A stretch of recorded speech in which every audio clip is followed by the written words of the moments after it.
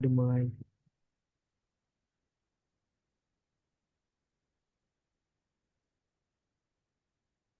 Berdoa selesai.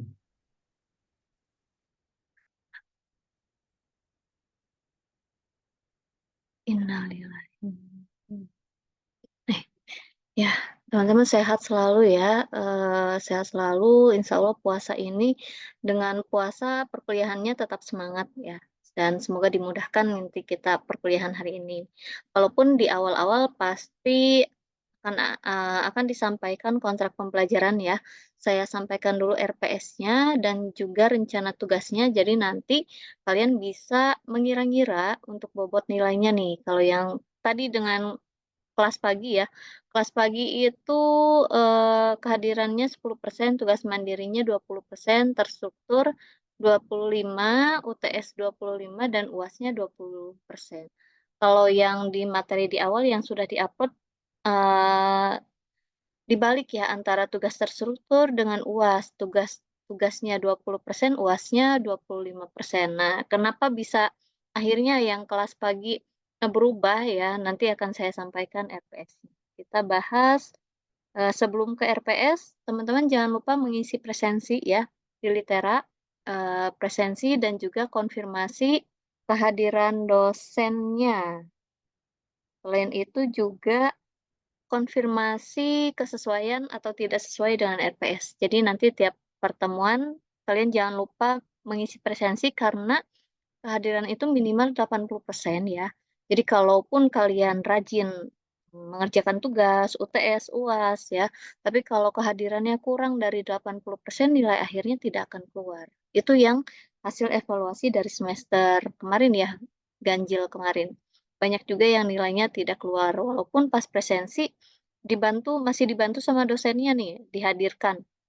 Yang akses materi biasanya dianggap hadir itu masih bisa, tapi ada juga ternyata yang sama sekali tidak mengakses materi, tidak mengakses tugas ya, makanya nilainya tidak akan keluar walaupun semua komponennya itu terpenuhi ya, walaupun nilainya misalkan C ya, C itu nggak bakal keluar, atau A pun kalau kalau kehadirannya kurang dari 80% tidak akan keluar.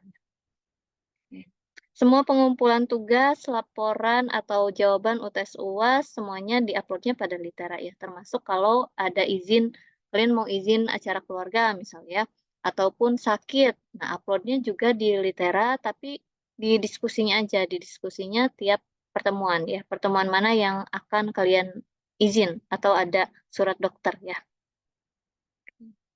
Kita bahas dulu ke RPS-nya ya. Oke. RPS-nya sudah muncul? Ada Aman ya. Oke, untuk RPS karena ini 2 SKS jadi CPL-nya tidak terlalu banyak yang dibebankan di mata kuliah ini. Ada 5 CPL yang diharapkan jadi eh, kalian kuasai di akhirnya ya, di akhirnya. Sampai ke CPMK-nya ada 4. Saya bagi menjadi 4 capaian pembelajaran mata kuliah. Kalau subnya banyak karena materinya juga banyak ya, sub materinya. Nah, ini adalah bahan kajian yang akan kita pelajari selama 1 semester, mulai dari konsep dasar analisa keputusan, sampai kita belajar juga AHP, ya, FAZI, ada juga yang non-numeriknya, non-numerik, multi-expert, multi-kriteria decision making. Jadi, analisa keputusan itu tentang bagaimana menentukan suatu pilihan, ya, pilihan dari beberapa alternatif dengan tujuan yang ingin kita capai. Jadi pakai beberapa metode. Oke. Kalau ini adalah bahan kajiannya di tiap minggunya. Jadi minggu pertama kita akan belajar sampai ke model penilaian keputusannya. Nanti next minggu kedua kita akan belajar sampai ke ini, keputusan dengan ketidakpastian dan juga dengan probability ya. Jadi statistiknya masih ada belajar. Terus OR-nya juga ada ya. OR statistik masih gabung di sini di analisa keputusan. Makanya disebutnya sebagai mata kuliah pilihan dan juga di semester-semester akhir. Jadi mata kuliah pilihan ini untuk menunjang topik tugas akhir kalian sih. Kalau mata kuliah pilihan yang diambilnya ini berarti harapannya topik tugas akhirnya tidak jauh-jauh dari yang kalian pilih. Misalnya bisa Six Sigma, bisa analisa keputusan, terus bisa manajemen teknologi kalau misalkan pilihnya manajemen teknologi. Oke, pertemuan minggu ketiga sampai 4 ya, ada latihan juga nih, ada latihan. Oke, terus UTS. Nah, dari setelah UTS mulai kita belajar tentang AHP ya, AHP. Next, nanti ini bisa jadi acuan kalian apakah nanti yang saya sampaikan sesuai atau tidak ya tiap minggunya, atau bisa jadi bahan kalian untuk belajar lebih dulu ya. Lebih kepo-kepo dulu dah sebelum kuliah sama dosennya. Jadi dosen itu sebetulnya cuma apa ya, cuma tahu lebih awal dari kalian. Nanti kalau kalian belajar sendiri juga insya Allah akan paham, cuma mungkin akan lebih dibimbing, akan lebih diarahkan kalau dengan kuliah dengan dosennya. Kalau belajar mandiri bisa, kalian bisa lebih hebat sebetulnya ya, bisa lebih banyak lagi informasinya. Jadi jangan puas dengan apa yang disampaikan sama dosen, kalian bisa cari lebih banyak ya. Nah, ini untuk komponen evaluasinya, penilaiannya ya. Awalnya seperti ini, nanti kita lihat, yang kelas B ini sepakatnya yang mana ya untuk bobot nilai. Kita bahas dulu untuk yang rencana tugasnya ya. Rencana tugasnya ini, rencana tugasnya saya gabung dengan RPS, jadi bisa teman-teman langsung lihat sekaligus ya. Oke. Nah, ada 10 rencana tugas, ada 10 judul tugasnya ya. Tugas satu memberikan 2 contoh persoalan keputusan. Ini di pertemuan pertama nih, pertemuan satu. Sudah ada juga di litera untuk tugasnya ya. Ini masih individu. Semuanya individu sampai ke yang ini, ke tugas 10. Tugas 10 itu eh, saya alokasikannya untuk kelompok sebetulnya ya, tapi dari kelompok takutnya tidak efektif juga, karena di sini cuma ada 10 peserta kalau nggak salah, saya lihat ya. Ada 10 peserta, yang ambil mata kuliah ini, jadi, diubahnya bukan tugas kelompok lagi, tapi tugas terstruktur. Kenapa terstruktur? Karena kalian bisa mencicil untuk mengerjakannya mulai setelah di pertemuan ke-9, bisa dicicil pengerjaannya. Nah, untuk tugas ke-10 luarannya itu makalah ya, makalah makalah, untuk penyelesaian kasus permasalahan pengambilan keputusan bisa pakai metode apa aja, nanti kan kita belajar dulu ya. Nah, untuk makalahnya ini kalian bisa cari salah satu jurnal yang jadi acuan, tentunya tentang pengambilan keputusan ya, analisa keputusan pakai metode AHP contohnya. Nah, kalian ambil jurnal itu lalu, dihitung kembali perhitungannya secara manual. Kalau di jurnal kan ada juga yang sudah pakai software ya. Nah, di sini saya ingin memastikan kalau, kalian juga memahami, cara perhitungannya atau tahapan-tahapan dalam pengambilan keputusannya, gitu. Nah, baru di UAS-nya presentasi dari makalah ini, gitu ya. Jadi ada UAS-nya itu presentasi dari tugas terstruktur.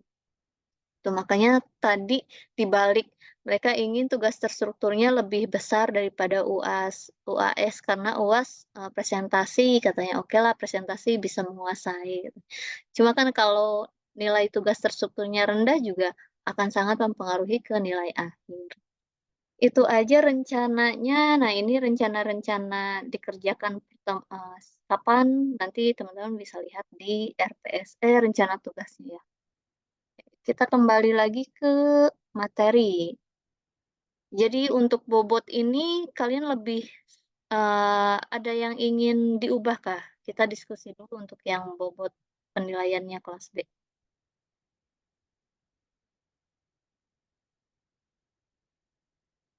Atau tetap seperti ini? Kehadiran tugas mandiri, tugas terstruktur, UTS, UAS. Kalau yang di RPS ini tugas terstrukturnya itu 20% ya. Kita coba ubah, kita coba bandingkan. Terus UASnya di sini yang 25%.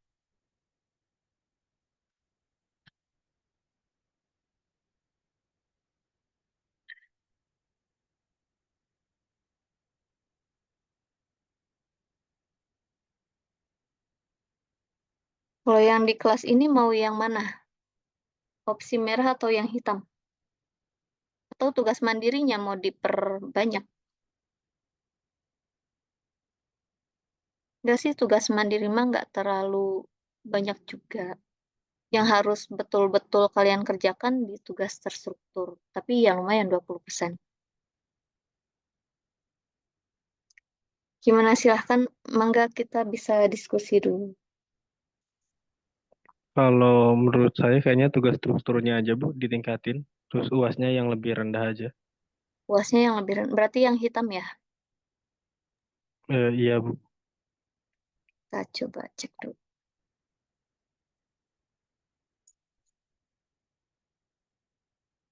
Yang lain gimana? Di pilihan yang hitam aja. Yang hitam ya, yang berarti sesuai yang dengan kelas A juga. Lumayan. Ya tetap berarti. Tapi kalau nanti kalian nggak datang presentasi, berarti yang UASnya nol ya. Masa sih nggak datang? Kalian udah capek-capek selama 1 semester.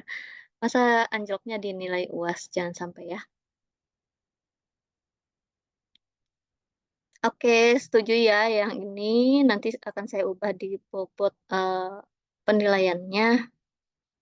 Nah, ini materi yang akan kita pelajari sebelum sebelum pas UTS ya. Sebelum UTS itu ada 5 submateri ya, ada 5 pokok kajiannya sampai ke kriteria majemuk berbasis indeks kinerja. Setelah UTS, mulai kita belajar AHP sampai ke Faji. Logika Faji, belajar sedikit lah logika Faji dan non-numerik multi expert, multi kriteria. Ada beberapa expert, ada juga beberapa kriterianya untuk decision making. Oke, ini beberapa referensi yang digunakan. Nah, analisa keputusan ada yang pernah belajar atau baru nih, baru dengar nama mata kuliahnya? Baru dengar. Baru dengar Bu. Baru denger ya. Padahal sebenarnya kalian udah sering sih. Udah sering ambil keputusan kan? Coba keputusan apa yang paling berat kalian ambil selama ini?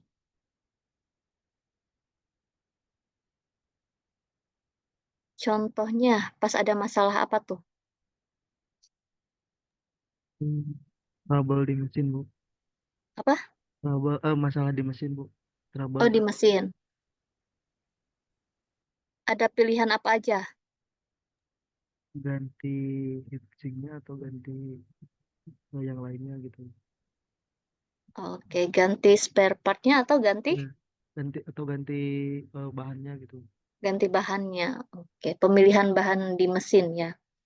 Kalau misalkan ada mesin rusak nih, apakah mending diperbaiki atau beli baru misal? Oke, itu ya. Jadi untuk mengambil keputusannya pakai cara apa, Kang Aldi?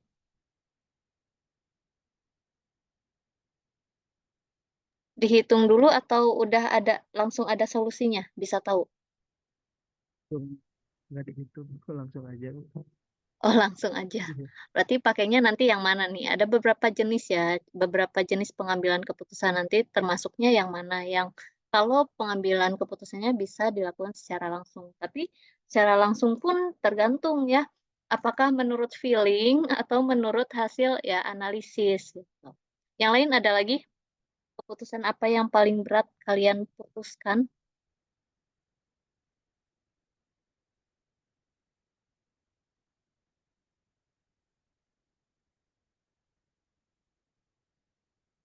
Kalau misalkan nanti buka mau sama apa menunya? Itu gampang atau susah? Itu gampang Bu. Gampang ya. Udah kebayang mau buka sama apa? Kebayang Bu kurang lebih. Udah kebayang ya. Jadi itu salah satu contoh keputusan yang gampang dan bisa langsung diputuskan. Tapi beda lagi kalau kalian nanyanya ke cewek ya. Kalau ke cewek suka susah nggak? Ditanya mau makan apa gitu ya. Susah sekali. Disuruh milihnya terserah. Nggak. Nanti ada beberapa jenis ya. Beberapa jenis keputusan dan juga metode yang digunakan. Jadi di sini kalian buka lagi OR-nya. OR-nya statistiknya juga ya, teknik statistik sama OR sih yang paling kuat di analisa keputusan. Oke, ya. Nah, ini ya, keputusan itu disebut keputusan kalau ada ini, ada beberapa pilihan. Ada dua ya, ada dua atau lebih pilihan. Jadi kalau cuma ada satu, itu bukan pilihan ya, bukan untuk mendefinisikan sebuah keputusan. Tapi ya udah, karena nggak ada pilihan lain, makanya diambil yang ini, jangan. Tapi kalau definisi keputusan itu harus ada minimal dua pilihan atau beberapa alternatif disebutnya kalau di analisa keputusan ya. Ada berada pada kondisi yang tidak pasti. Yang tidak pasti itu banyak sekali resikonya ya. Setiap pilihan memiliki resiko. Jadi pilihan satu resikonya apa aja, pilihan dua resikonya apa saja, yang keempat memiliki tujuan yang spesifik. Nah, jadi, dilakukan ya, memilih alternatif-alternatif itu berdasarkan kriteria tertentu. Jadi ada beberapa kriteria. Kalau tadi misalkan buka puasa deh, kriterianya harus apa? Harus makanan yang apa? Kalau nggak manis, asin, Bu. Ada 2 misal ya, manis dan asin. Nah, makanan manis opsinya ada apa aja? Kolak, aduh bahasnya makanan nih, kolak misalkan, es ya. Kalau yang asin, Gorengan, Bu.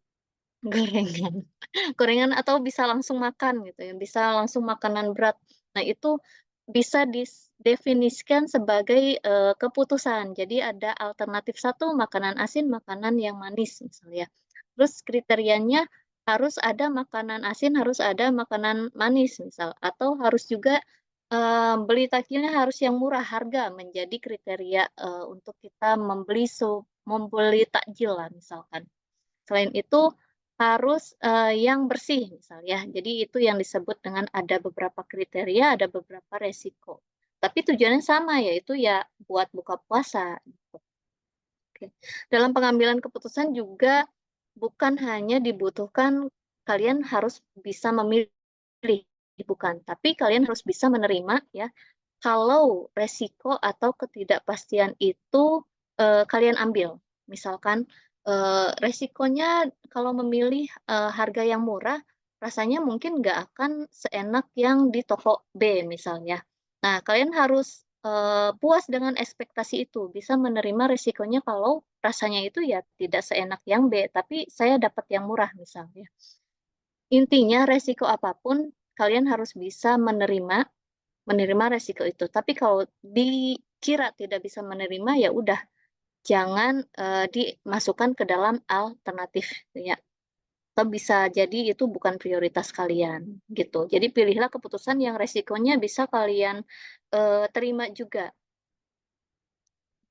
Ini pengertian ketidakpastian itu adalah kejadian yang di masa mendatang yang tidak dapat diduga secara pasti.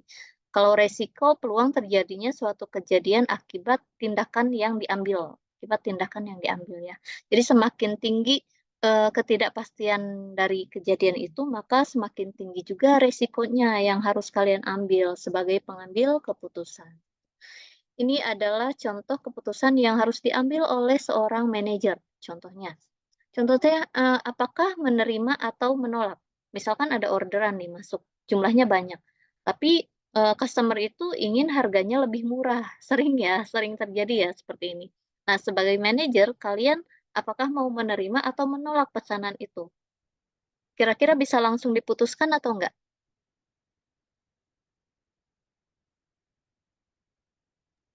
Nggak bisa, Bu. Kenapa enggak bisa? Apa yang harus dipertimbangkan? Soalnya kalau pesanan khusus, biasanya dengan harga yang lebih rendah tuh, karena pesanan khusus, Bu, jadi banyak barang yang harus disediakan biasanya, Bu, atau proses yang lebih banyak. Berarti bahan bakunya ya, jadi kriterianya itu bahan bakunya. Bahan baku terus proses produksinya misal ya, proses produksi sama, keuntungan, misal itu kriterianya yang jadi pertimbangan si manajer, makanya tidak bisa langsung ambil keputusannya ya. Tapi kalau ini secara berulang, bisa jadi si manajer itu bisa langsung memutuskan, atau pesanan khususnya terus-menerus setiap bulan misal ya, tapi dengan, barang yang khusus itu, yang sama itu, di tiap bulannya itu bisa langsung diambil keputusannya oleh manajer. Tapi kalau di awal-awal harus memang ada beberapa, pertimbangan yang harus dipertimbangkan ya. Harus secara rasional juga tentunya, karena dia manajer, bisa bertanggung jawab atas, semuanya. Oke, atau tadi, keputusan apakah membuat komponen sendiri ya, atau membeli komponen dari pemasok. Nah, ini beberapa contoh yang harus diambil oleh manajer. Ini adalah bisa ya pendekatan yang bisa digunakan dalam pengambilan keputusan. Nah, ini ya. Ada pendekatannya tergantung tipe permasalahan keputusannya. Jadi yang pertama ada keputusan yang terstruktur, ada juga yang tidak terstruktur.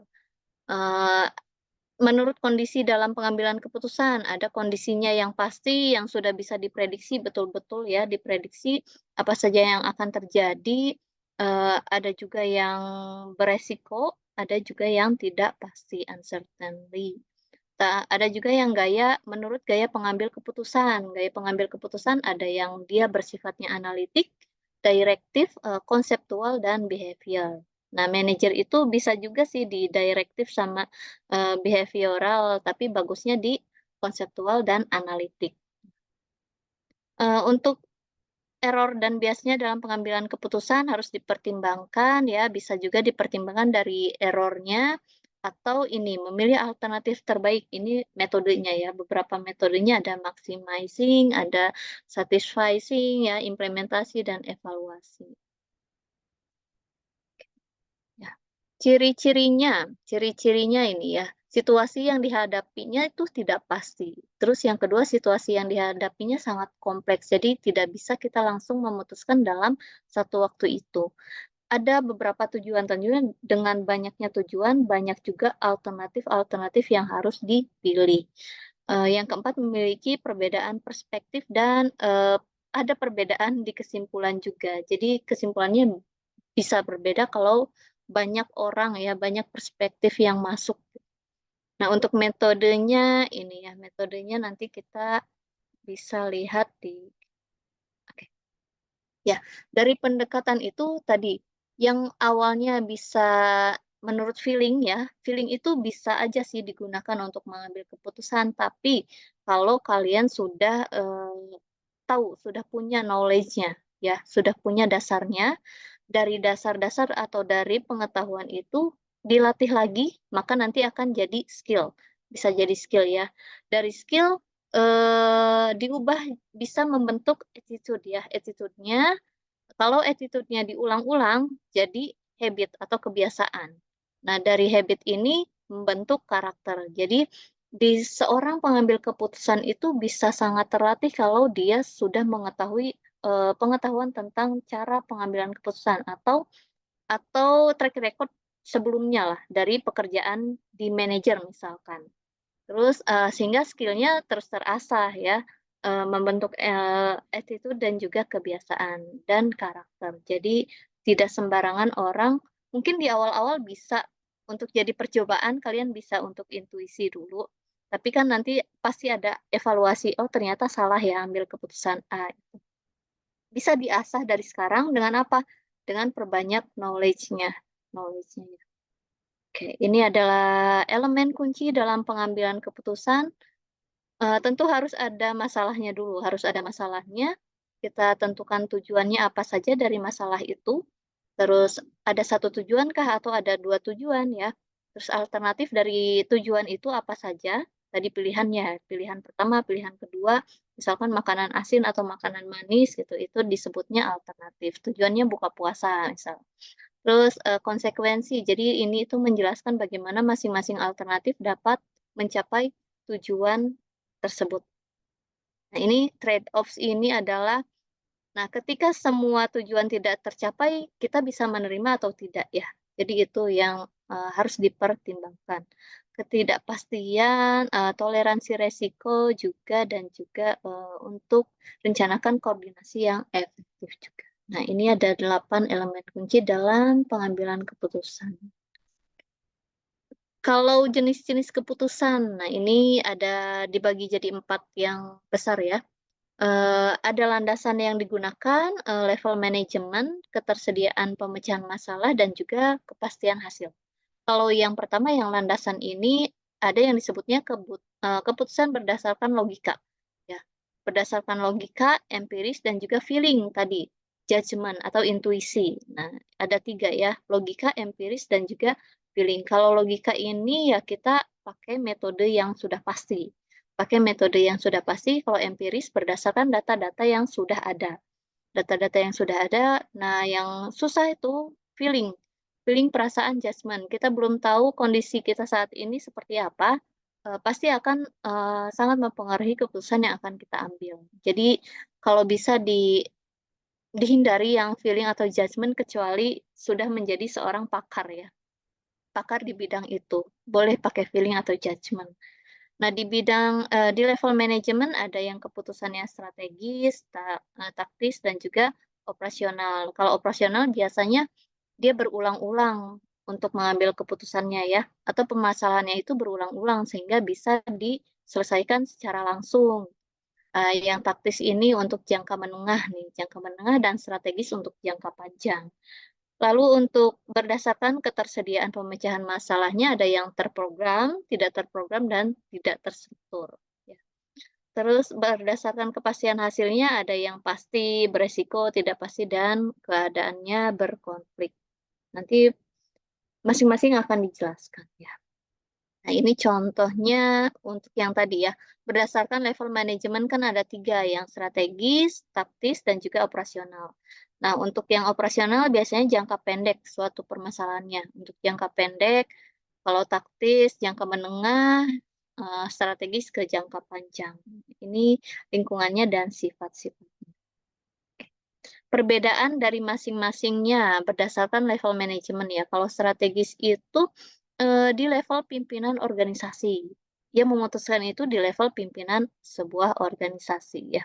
Contohnya untuk merubah arah bisnis perusahaan kan tidak bisa diambil keputusannya oleh staf. Walaupun ada masukan-masukan dari staf, tapi tetap yang memutuskan adalah level pimpinan.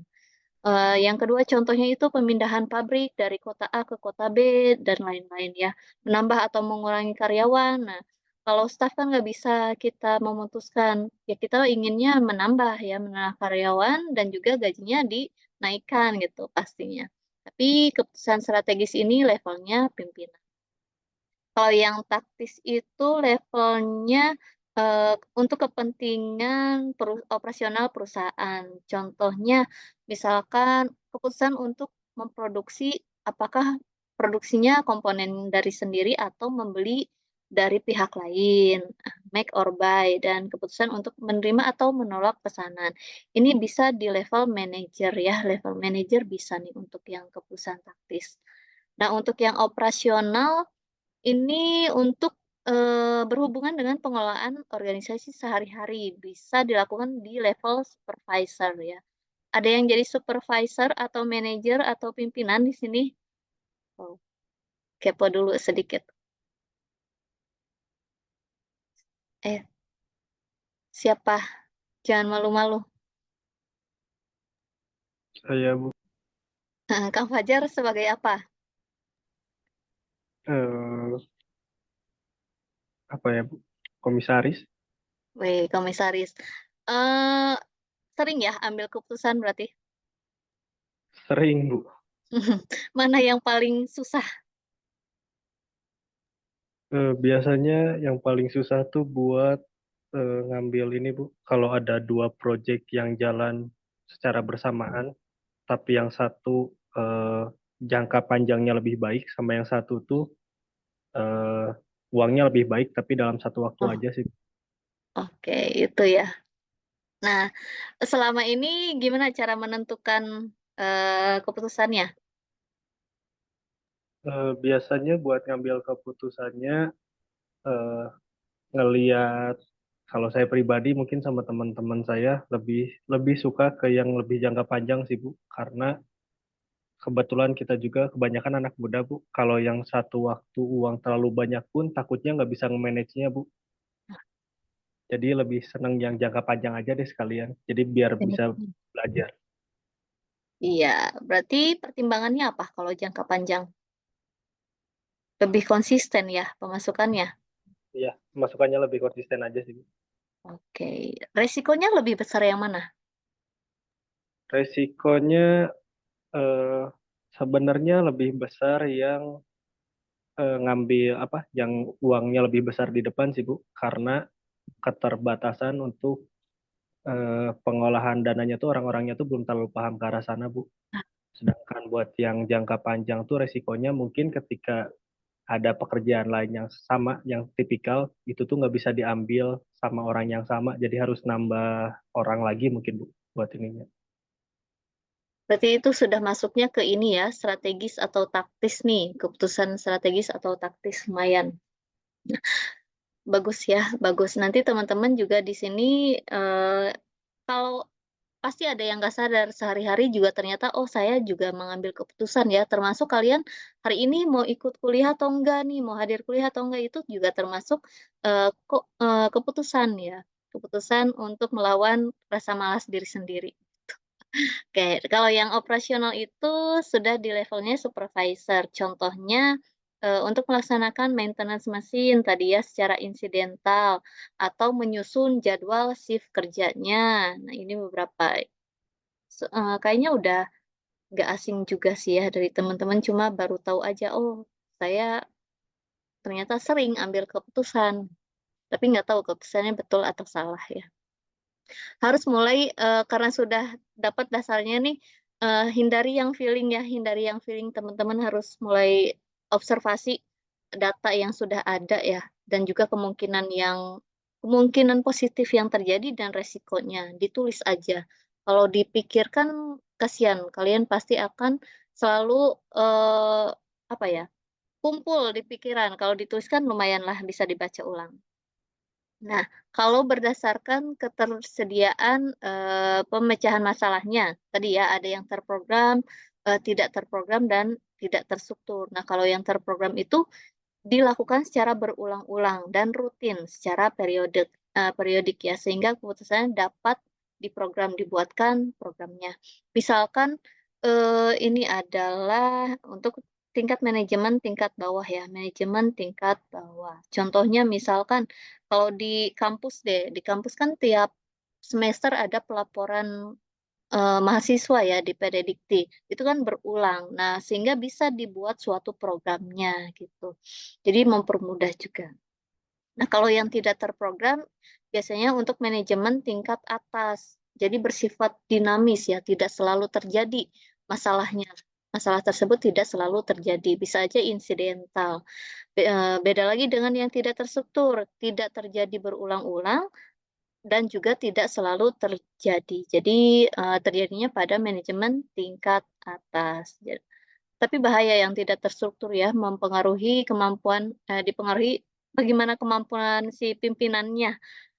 Makanya harus sering-sering tadi, banyak knowledge dan juga, karakternya dari seorang pimpinan itu. Ini adalah perbedaannya nanti ya, dari yang terprogram dan tidak terprogram bisa teman-teman pelajari.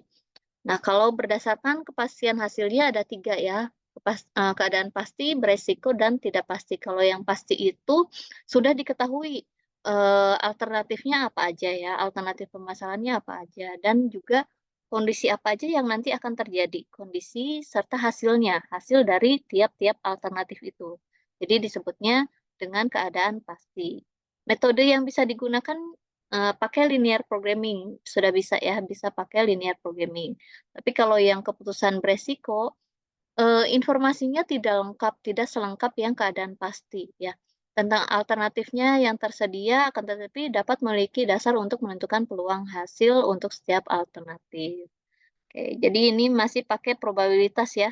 Kita tentukan bisa asumsi, bisa juga kita pakai asumsi di keputusan yang beresiko dengan mempertimbangkan probability. Jadi pakainya yang EMF dan juga EOL ya. Nanti kita akan belajar juga metode ini. Nah, yang ketiga keputusannya tidak pasti. Ini adalah sangat berfluktuatif ya, kompleks dan juga berfluktuatif. Oke, jadi tidak bisa memprediksi resikonya apa aja, alternatifnya juga apa aja ya, tidak bisa diprediksi. Kita pakainya pendekatannya maksimaks, maksimin, minimaks, sampai ke Laplace ya, regrets dan juga Laplace. Itu kalau berdasarkan landasan, ini kayaknya paling mudah sih. Logika ya, rasional, bersifatnya objektif tentunya karena kita pemecahan memerlukan metode yang digunakan ya kalau di rasional atau logika. Nah, kalau di empiris kita sudah dapat datanya, kita sudah punya fakta-faktanya atau informasi-informasinya ya sehingga bisa secara langsung diputuskan dari nilai misalnya dari nilai di tiap alternatifnya, di tiap alternatif. Ini ada contohnya ya. Contoh lain untuk yang empiris, misalkan untuk biaya perawatan, nah bisa masuknya ke yang keputusan empiris. Kalau yang intuisi, kayaknya paling banyak nih digunakan yang intuisi. Masih bersifatnya subjektif atau mudah terkena uh, sugesti dari yang lain ya. Sugesti atau pengaruh luar atau faktor mental juga hari ini nih, kondisi kita hari ini seperti apa, itu akan menentukan, keputusan yang akan kita ambil. Misalkan lagi pusing atau lagi lapar sekarang, kayaknya nggak mau ikut kuliah, masih lapar gitu, lapar jadi nggak bisa masuk. Nah, itu bisa menentukan keputusan ya, dari kondisi, masih sifatnya subjektif. Oke, ini adalah tipe pengambil keputusan. Jadi ini ya, semakin ke kanan semakin intuitif ya. Intuitifnya yang termasuk intuitif itu behavioral dan juga konseptual. Kalau yang rasional ada direktif dan analitik. Ini berdasarkan tipe pengambil keputusan ya. Tipe pengambil keputusan kalau kalian termasuk yang analitik, behavioral, direktif, atau yang konseptual. Jadi kalau bisa mah dihindari yang konseptual dan behavioral ya. Eh, mulai mulai rasionalnya. Rasional itu direktif dan analitik. Kedua ini. Kalau tahapannya, ini kalau kalian mau menggunakan di TA ya, tahapan-tahapannya mendefinisikan permasalahannya dulu, terus mengumpulkan tadi informasinya ya, informasinya. Apakah nanti termasuknya yang mana nih, tipe keputusannya, terus identifikasi alternatifnya apa aja, kriterianya apa aja, tujuannya apa. Lalu dari tiap alternatif itu dinilai. Nanti nilainya ada apa aja, bisa numerik, bisa yang secara non-numerik. Menentukan prioritas, lalu melakukan review dan melakukan aksi atau langsung dijalankan dari pilihan yang sudah diambil. Ini tahapannya ya, ada 7 tahapan. Nah, ini metode penilaiannya yang di sini ya, penilaian dan evaluasi. Nanti ada beberapa alternatif nih. Kita coba apa ya? Coba numberikan dari yang skala ordinal. Ya, kalau yang numbrik itu namanya juga numbrik ya, berarti nyata. Biasanya untuk hasil yang eksakta, bersifatnya objektif. Contohnya apa? Kalian mengukur suhu, mengukur tinggi badan, kan sudah pasti ada angkanya ya, berat badan, IRR atau NPV, net present value, ya ini sudah termasuk ke yang numerik. Pokoknya yang bersifatnya data ya, data metrik, hasil pengukuran. Tapi kalau skala ordinal, biasanya untuk yang sosial. Sosial itu ada yang contohnya ya, memiliki angka 1 sampai 5 misalnya. Kalau 5 itu sangat puas, 4 puas, cukup puas. Biasanya ganjil untuk ordinal nih. Jangan ada yang genap ya. Jadi harus ada ganjil. Misalkan kalau 3 sangat suka, suka, tidak suka, ya udah 3 itu. Ya kalau 5 bisa seperti ini contohnya skala ordinal. Ada juga yang nilainya perbandingan berpasangan. Ini yang nanti kalian pakai di AHP. Jadi kita menilai kriteria satu dengan kriteria yang lainnya. Ini contoh ketentuannya, nanti kita pelajari selanjutnya ya. Ini contoh aja, contoh matrik perbandingannya. Jadi kita bandingkan alternatif 1 dengan alternatif 2 nih. Nilainya 5. 5 itu apa? Berarti elemen yang satu, alternatif 1, lebih penting daripada alternatif 2. Nah, nanti kita akan belajar. Ini masih sulit ya. Pokoknya ada kita bandingkan di tiap-tiap alternatif atau kriteria. Oke, ini contoh persoalan keputusan sudah banyak ya jurnal-jurnal atau penelitian yang membahas tentang decision making. Ya. Decision making, coba nanti kalian cari MCDM atau multi kriteria, multi decision ya. Nah, ini contohnya saya ambil dari jurnal tentang pemilihan lokasi usaha berdasarkan menggunakan metode pairwise comparison dan juga comparative reference index ya. Nanti coba dicari aja judulnya ada ya. Nah, berdasarkan jadi kita ke data dulu. Kita lihat secara data faktor apa saja sih yang harus kita perhatikan dalam memilih lokasi usaha. Ternyata ada 15 faktor nih. Mulai dari kepadatan penduduk, ukuran pendapatan masyarakat, sampai ke kebersihan lokasi ya, sampai ke mana, kebijakannya di daerah tersebut apa nih? Apakah ada JAPREM ya? Jadi udah sampai harus survei ke 15 faktor ini. Nah, kalau menggunakan metode, karena kriterianya banyak, terus harus diseleksi ya, jadi menggunakan metode cut off point, sehingga kriteria yang digunakan adalah yang paling penting dalam pemilihan usaha. Nah, ini adalah contoh jurnal, nanti kalian cari juga untuk tugas yang pertama itu, ya, tugas pertama itu tuliskan atau cantumkan 2 contoh persoalan keputusan beserta sumber referensinya. Jadi yang tadi ya, kalian cari 2 jurnal yang membahas tentang analisa keputusan, mau pakai metode apa aja silahkan. Yang dicantumkan adalah seperti ini. Judul, nanti penulis ya sama abstraknya aja. Judul, penulis, abstrak, dan juga sumbernya, sumber jurnalnya itu dari mana. Tuliskan link jurnalnya ya, link jurnalnya.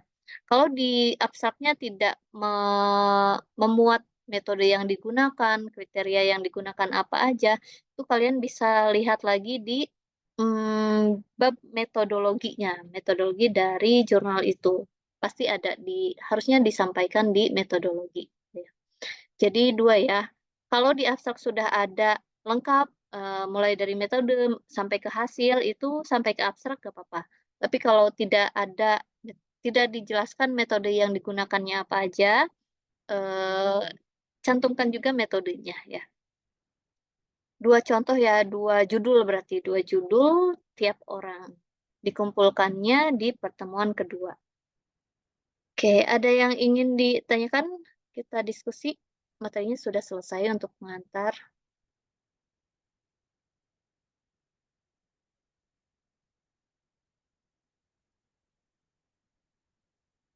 Kalau tidak ada, kita bisa siap-siap buka puasa bersama di rumah masing-masing. Ya, Masih sepertinya aman ya pertemuan pertama. Ya, gimana Kang Fajar? masih aman, Bu. Aman ya. Oke, nanti insya Allah recordingnya saya cantumkan juga di Litera ya. Jadi teman-teman yang tidak hadir bisa disimak ulang materinya. Oke, terima kasih teman-teman semuanya. Semoga tetap sehat, semangat selalu ya di bulan Ramadan dan seterusnya. Pokoknya sehat semangat. Assalamualaikum warahmatullahi wabarakatuh. Selamat berbuka dengan keluarga. Waalaikumsalam warahmatullahi wabarakatuh. Waalaikumsalam warahmatullahi wabarakatuh. Udah bisa stop recording kah?